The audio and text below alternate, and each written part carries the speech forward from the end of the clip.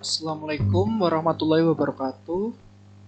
Saya Doni Novian, Ferry Saban Pratama dan Mega Setiorimba akan mempresentasikan tentang transaksi entitas induk dan entitas anak, penjualan persediaan dan jasa. Ya, kita mulai. Yang pertama, transaksi entitas induk dan entitas anak. Itu ada dua, yaitu entitas induk dan entitas anak sering terlibat dalam suatu transaksi seperti jual beli, persediaan, jual beli aset tetap, atau pemberian pinjaman. Yang kedua, transaksi yang melibatkan entitas induk dan entitas anak sering disebut transaksi antar entitas dalam kelompok usaha. Itu sudah masuk dalam PSAK nomor 65 revisi tahun 2014. Ya, selanjutnya transaksi antar entitas dalam kelompok usaha. Entitas induk dibagi dua, yaitu hulu dan hilir. Untuk entitas hulu yaitu entitas induk itu ke entitas hilir. Untuk entitas hilir yaitu entitas hilir ke perusahaan induk.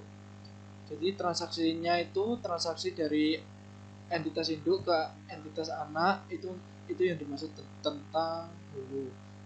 Yang selanjutnya transaksi dari entitas anak ke entitas induk itu dimaksud tentang transaksi hilir. Terus pentingnya eliminasi atas transaksi antara entitas induk dan entitas anak. Itu ada dua. Yang pertama, mengidentifikasi laporan keuangan konsolidasi sebagai laporan keuangan kelompok usaha yang di dalamnya aset, liabilitas, ekuitas, penghasilan, beban-beban, dan arus kas. Terus yang kedua, entitas induk. Entitas induk dan entitas anak merupakan satu entitas tunggal, maka seluruh dampak transaksi antar entitas dalam satu kelompok harus dieliminasi. Itu maksudnya itu entitas induk dan entitas anak itu menjadi satu. Jadi bila ada terjadinya apa-apa transaksi itu harus dilakukan eliminasi. Terus kita akan membahas tentang transaksi penjualan dan persediaan. Dampak terhadap pencatatan entitas induk dan jurnal eliminasi. Yang pertama, dampak terhadap pencatatan entitas induk, yaitu keuntungan atau kerugian yang muncul dari penjualan persediaan belum terrealisasi selama persediaan itu masih ada dalam entitas induk atau entitas anak. Jadi keuntungan kerugian itu akan muncul dari penjualan atau persediaan yang masih belum laku atau terrealisasi selama persediaan itu masih ada atau yang belum laku gitu loh teman-teman. Terus yang kedua, dampak terhadap jurnal eliminasi. Jurnal eliminasi terkait transaksi jual beli antara persediaan antara entitas induk dan entitas anak tergantung pada posisi persediaan akhir periode. Jadi itu maksudnya itu transaksi jual beli persediaan itu tergantung pada persediaan akhir periodenya. Jadi kapan akhir periodenya ditentukan gitu teman-teman. Terus kita akan masuk kepada contoh soal. Itu pada PTP atau PT Palapa memiliki 100% saham di PT Samudra atau PTS. Selama tahun 2015 terdapat transaksi penjualan oleh PTP ke PTS sebesar 10 juta. Beban pokok penjualan yang dibukukan PTP terkait transaksi penjualan tersebut adalah sebesar 6 juta. Bagaimana pencatatan dan jurnal yang harus dibuat PTP saat penyusunan laporan keuangan konsolidasian 2015 jika skenario pertama seluruh persediaan yang diperoleh dari PTP telah terjual seharga 16 juta. Skenario 2, seluruh persediaan yang diperoleh PTP belum terjual. Skenario 3, sebanyak 75% dari persediaan yang diperoleh dari PTP telah terjual seharga 12 juta. Ya, kita akan masuk pada skenario pertama. Seluruh persediaan telah terjual dapat digambarkan dalam bagian di bawah ini ya teman-teman. untuk ini untuk untuk skenario pertama persediaannya itu 6 juta, itu masuk pada BTP dan penjualannya sebesar 10 juta, BPP-nya 6 juta, dan persediaan dari BTP ke BTS itu 10 juta, penjualannya 16 juta, dan BPP-nya sebesar 10 juta, dan persediaan akhirnya kedua perusahaannya itu sebesar 16 juta. Ya, untuk keuntungannya BTP itu sebesar 4 juta dan BTS juga sebesar 4 juta. Itu didapat dari sudah terrealisasinya karena persediaan yang diperoleh BTS dari BTP sudah terjual ke perusahaan lain atau perusahaan non afiliasi. Oleh karena itu, tidak ada jurnal yang dibuat oleh BTP terkait penangguhan keuntungan transaksi hulu. Dan untuk transaksi hulu, dalam contoh ini mengakibatkan pengakuan penjualan sebesar 10 juta dan BPP-nya sebesar 16 juta dan beban pokok penjualan senilai 10 juta. Akun penjualan milik BTP dan beban pokok penjualan milik BTS harus dieliminasi karena transaksi penjualan tersebut terjadi dalam satu entitas atau satu perusahaan. Ya, untuk jurnal eliminasi yang harus dibuat yaitu penjualan pada beban pokok penjualan sebesar 10 juta. Yaitu dampak jurnal eliminasi skenario pertama terhadap laporan keuangan konsolidasi.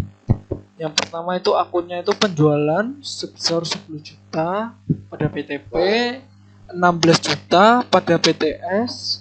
Sebelum konsolidasi, penjumlahan dari BTP dengan BTS sebesar 26 juta, terus dikurangi eliminasi 10 juta, dan hasilnya konsolidasinya 16 juta.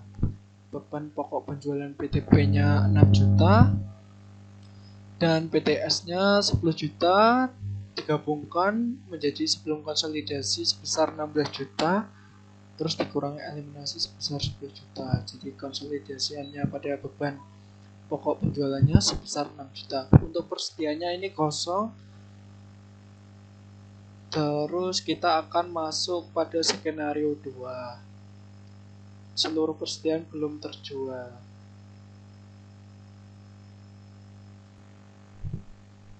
Untuk skenario 2, seluruh persediaan belum terjual. Persediaan pada penjualan pada BTP itu 10 juta dan beban pokok penjualan pada BTP itu sebesar 6 juta. Dan persediaan pada BTS itu sebesar 10 juta. Transaksi hulu ini mengakibatkan pengakuan penjualan sebesar 10 juta dan beban pokok penjualan sebesar 6 juta oleh BTP. Dan belum terdapat penjualan yang dilakukan oleh BTS. Dari sudut pandang konsolidasian, persediaan tersebut masih berada di perusahaan sehingga penjualan dan beban pokok penjualan yang diakui BTP harus dieliminasi secara penuh. Keuntungan atas penjualan yang dibukukan BTP sebesar 4 juta belum terrealisasi karena hingga akhir periode persediaan tersebut masih dimiliki oleh BTS. Oleh karena itu, BTP harus mencatat penangguhan keuntungan atas penjualan tersebut dengan jurnal bagian laba atas entitas anak pada investasi pada entitas anak sebesar 4 juta. 4 juta itu keuntungan atas penjualan yang dibukukan BTP yang belum terrealisasi.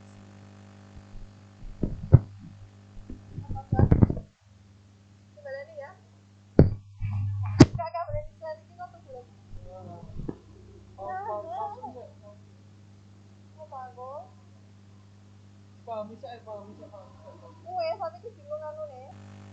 Selanjutnya, skenario 2 itu seluruh persediaan belum terjual. Penjualan pada BTP itu sebesar 10 juta dan beban pokok penjualannya sebesar 6 juta. Untuk BTS itu persediaannya sebesar 10 juta. Keuntungan atas penjualan yang dibukukan oleh BTP sebesar 4 juta itu belum terrealisasi karena hingga akhir periode persediaan tersebut masih dimiliki oleh BTS. PTS. Jadi kita harus membuat jurnalnya, yaitu bagian laba atas entitas anak pada investasi pada entitas anak sebesar 4 juta. 4 juta itu keuntungan atas penjualan yang dibukukan PTP yang belum terrealisasi. Selanjutnya, transaksi hulu ini mengakibatkan pengakuan penjualan sebesar 10 juta dan beban pokok penjualan sebesar 6 juta oleh PTP dan belum terdapat penjualan yang dibukukan oleh PTS. Dari sudut pandang konsolidasian, persediaan tersebut masih berada di perusahaan, sehingga penjualan dan beban pokok penjualan yang diakui PTP harus dieliminasi secara penuh. Keuntungan atas penjualan yang belum terrealisasi tadi kan 4 juta, juga dieliminasi dengan mengurangi persediaan. Jadi jurnal eliminasinya yaitu penjualan pada beban pokok penjualan dan persediaan. Penjualannya sebesar 10 juta, beban pokok penjualan sebesar 6 juta dan persediaan sebesar 4 juta. Untuk tabelnya itu yang bawah, itu tabel dampak jurnal eliminasi skenario 2 terhadap laporan keuangan konsolidasi. Untuk PTP itu penjualannya 10 juta dan beban pokok penjualannya sebesar 6 juta. Untuk persediaannya itu pada PTS sebesar 10 juta. Dan selanjutnya, untuk skenario 3 itu sebagian persediaan terjual. Itu penjualan pada PTP sebesar 10 juta dan beban pokok penjualannya sebesar 6 juta. Sedangkan pada PTS itu penjualannya sebesar 12 juta dan beban pokok penjualannya sebesar 7.500.000 dan persediaannya sebesar 10 juta pada PTS. Pada PTP itu baru dijual 75% persediaan. Maka terdapat keuntungan penjualan yang belum terrealisasi, yaitu sebesar 25% dikali 4 juta, itu hasilnya 1 juta, sehingga harus dibuat jurnal untuk penangguhan keuntungan atas penjualan, yaitu bagian laba atas entitas anak pada investasi pada entitas anak sebesar 1 juta. Jadi 1 juta itu tadi didapat dari 25% dikali 4 juta.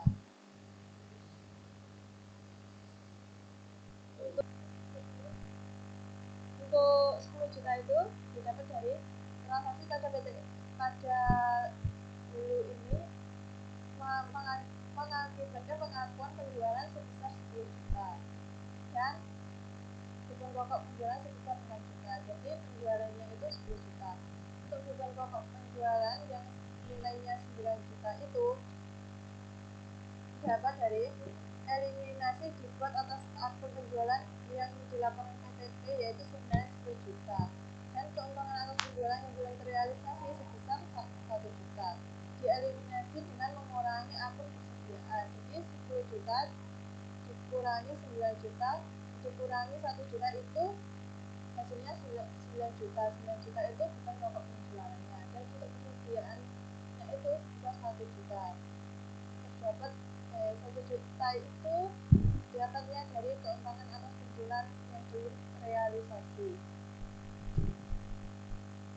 Untuk tabel dampak jurnal eliminasi skenario 3 itu penjualan pada PTP sebesar 10 juta, beban pokok penjualannya itu 6 juta dan persediaannya itu tidak ada. Di PTS penjualannya itu sebesar 12 juta dan beban pokok penjualannya itu sebesar 7.500.000 dan persediaannya 2.500.000. Untuk sebelum konsolidasi itu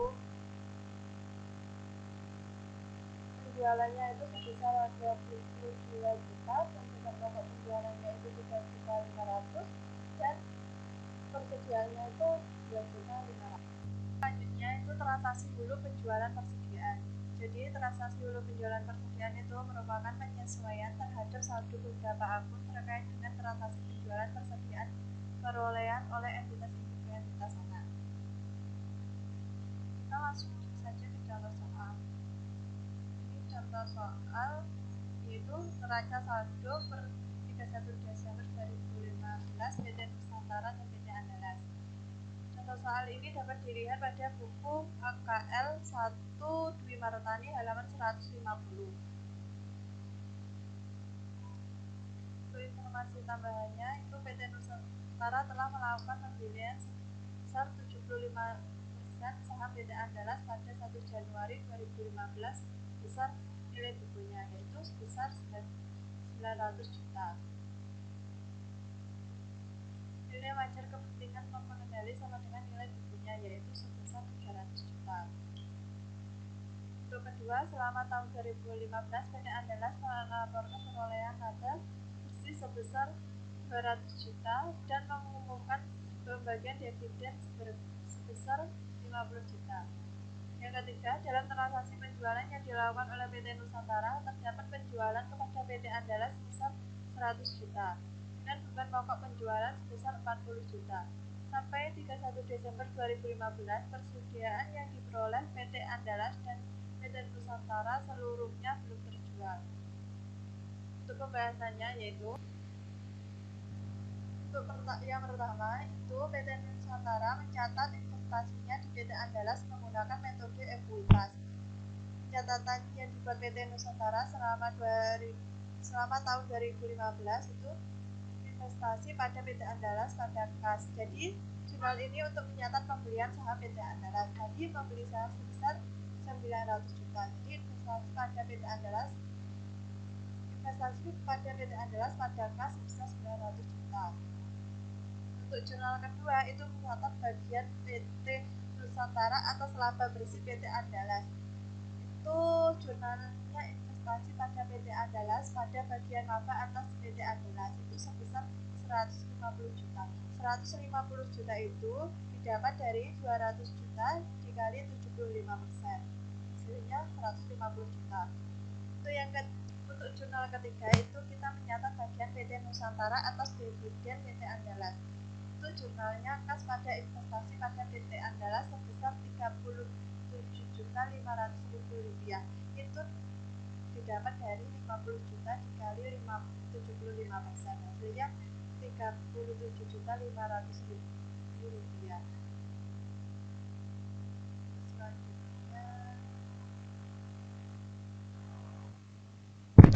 Selama periode 2015 ini terdapat transaksi hulu, yaitu penjualan persediaan oleh PT Nusantara ke PT Andalas sebesar 100 juta. Keuntungan dari penjualan tersebut adalah 60 juta. Itu belum terrealisasi. Jadi seharusnya kita membuat jurnal untuk mencatat keuntungan transaksi hulu yang belum terrealisasi, yaitu sebesar 60 juta. Itu jumlahnya bagian laba atas PT Andalas pada investasi pada PT Andalas sebesar 60 juta.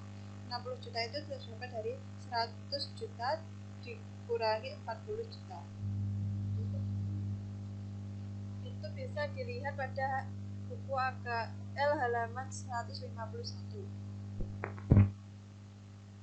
Selanjutnya tabel perhitungan jumlah eliminasi.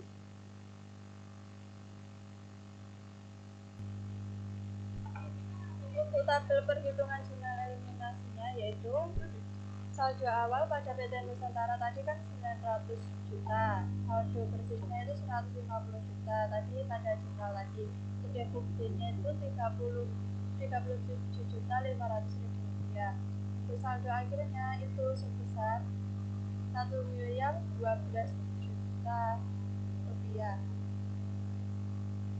Keuntungan yang belum terrealisasi itu sebesar 60 juta. 60 juta itu didapat dari 100 juta dikurangi 60 juta tadi.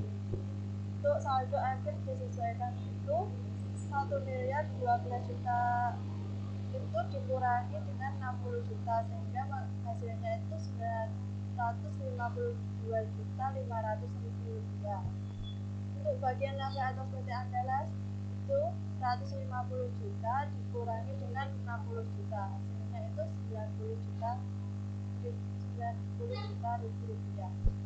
Dan selanjutnya itu kepentingan mengendali 25% itu saldo awal 300 juta itu kita didapatnya dari informasi tambahan yang awal tadi. Dan untuk dividennya itu 12.500.000 rupiah. itu didapat dari 50 juta dikali 25%. Hasilnya 12.500.000 rupiah. Untuk saldo akhirnya itu sebesar 337.500.000 rupiah. 337.500.000 rupiah. Untuk saham biasa itu sebesar 800 juta itu ada pada soal yang tadi. Untuk saldo labanya itu saldo awal 400 juta itu ada pada neraca saldo. Untuk saldo labanya, saldo awal itu 400 juta itu 900. Untuk saldo laba itu saldo awal itu 400 juta itu terdapat pada neraca saldo pada halaman 150. Dan untuk laba bersihnya itu 200 juta itu PT Andalas melaporkan perolehan laba bersih sebesar 200 juta rupiah. Dan untuk dividennya itu sebesar 50 juta. Sehingga totalnya itu 500. Untuk selanjutnya kita membuat jurnal eliminasi. Jurnal eliminasi ini merupakan jurnal eliminasi dasar yang dibuat untuk mengeliminasi bagian laba dan dividen PT Nusantara dan kepentingan non pengendali serta investasi awal PT Nusantara di PT Andalas. Jurnalnya itu saham biasa sebesar 800 juta, saldo laba sebesar 400 juta, bagian laba atas PT Andalas sebesar 90 juta, bagian laba kepentingan non pengendali sebesar 50 juta, pada dividen diumumkan sebesar 50 juta, investasi pada PT Andalas sebesar 952.500.000 rupiah dan kepentingan non pengendali sebesar 337.500.000 rupiah. Dan kita membuat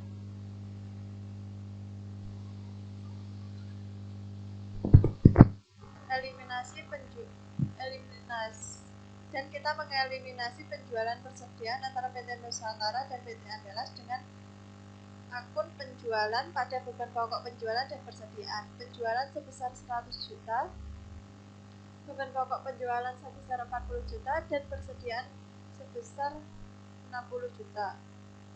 Jadi di sini saya akan melanjutkan tentang kertas kerja konsolidasi dari PT Nusantara dan PT Andalas. Untuk akun pertama itu penjualan sebesar 4.500.000 juta dan PT Andalas memiliki 875 juta dan debit 100 juta. Nah, itu dijumlahkan dan menjadi konsolidasinya sebesar 5.575 juta.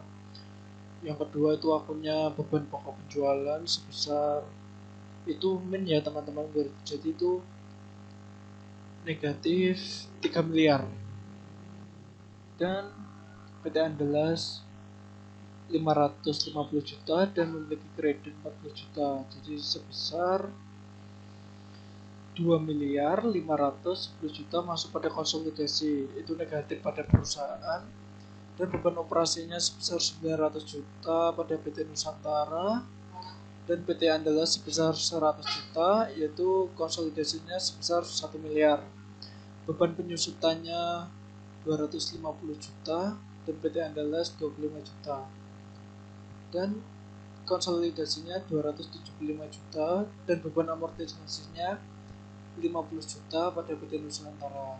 Bagian laba atas PT Andalas yaitu 90 juta dan masuk debit sebesar 90 juta.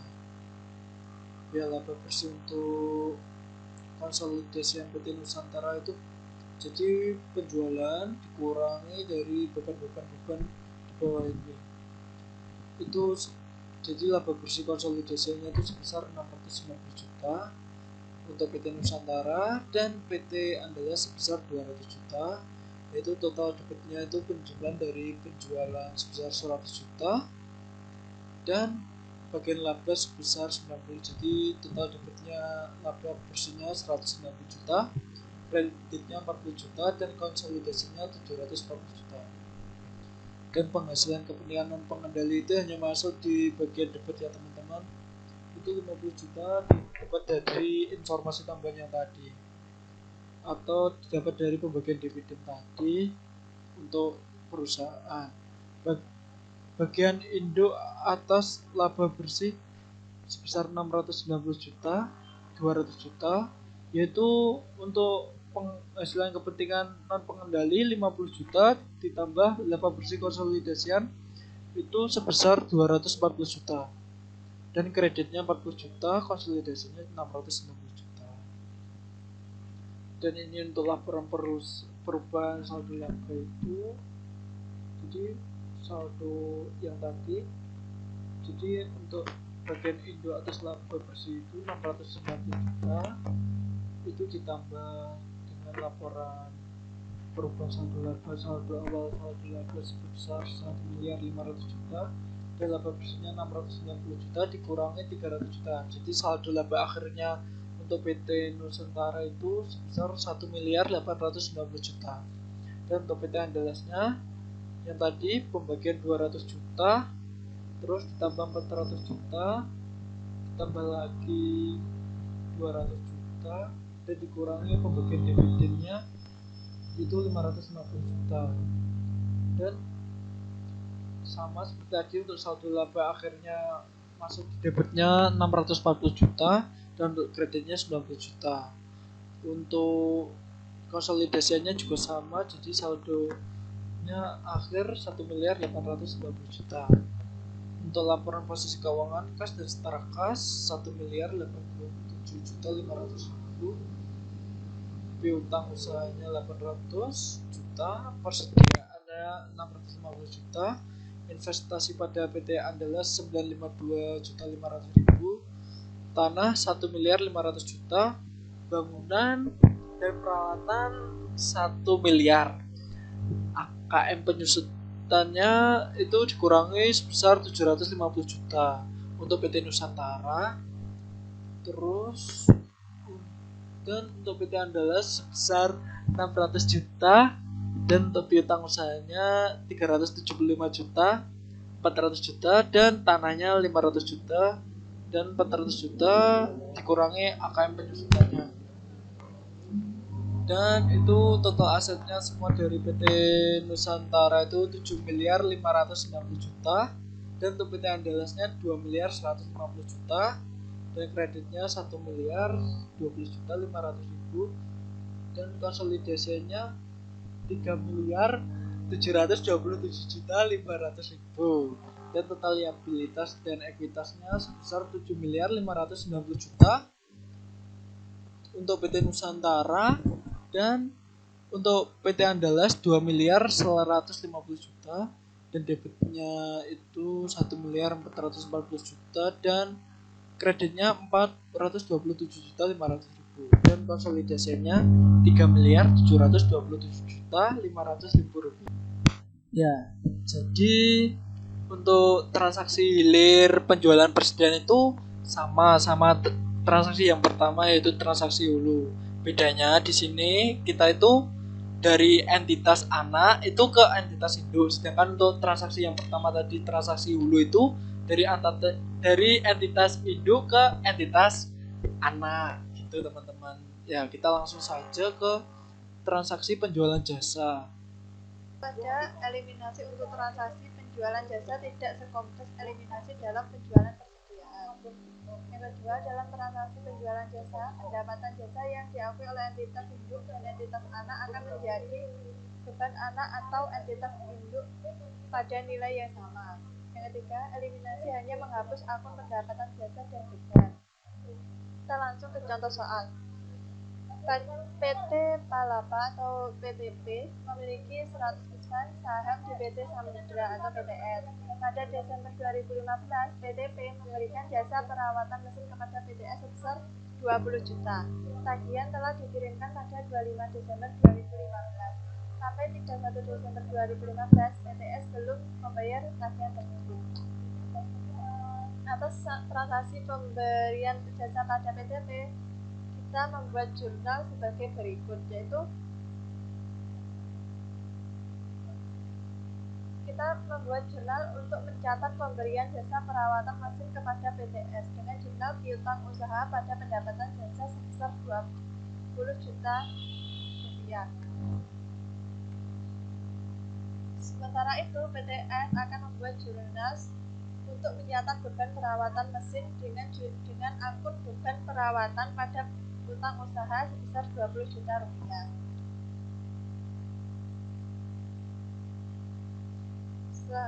Selanjutnya kita membuat jurnal eliminasi. Kita membuat jurnal untuk mengeliminasi pendapatan jasa PTP dan beban perawatan PTS. Akunnya yaitu pendapatan jasa pada beban perawatan sebesar 20 juta rupiah. Dari sudut pandang konsolidasi, PTP dan PTS merupakan satu kesatuan sehingga utang piutang di antara kedua perusahaan harus dieliminasi. Jurnal eliminasi yang harus dibuat adalah utang usaha pada piutang usaha sebesar 20 juta. Sekian presentasi dari kami. Apabila ada kurang lebihnya kami mohon maaf. Wassalamualaikum.